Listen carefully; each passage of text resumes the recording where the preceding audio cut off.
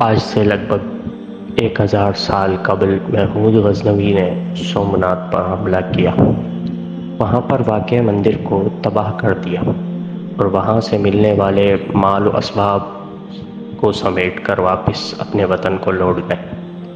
اس ایک حملے نے برصغیر پاک و ہند کی تاریخ پر ان گنت نقوش چھوڑ دیے۔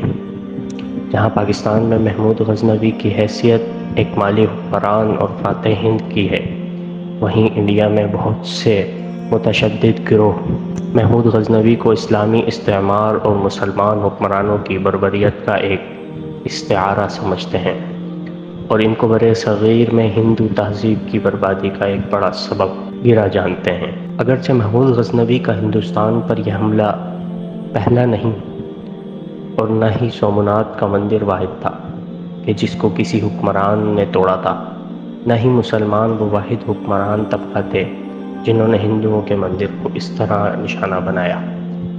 خود ہندو حکمران جہاں مندروں کی تعمیر میں حصہ لیتے تھے، وہیں وہ اپنے مخالف حکمرانوں کے مندروں کو نشانہ بھی بناتے تھے، خاص کر ان مندروں کو جو مقامی حکمرانوں کی سرپرستی میں چلتے تھے اور ان کی سیاسی طاقت کا مرکز سمجھے جاتے تھے۔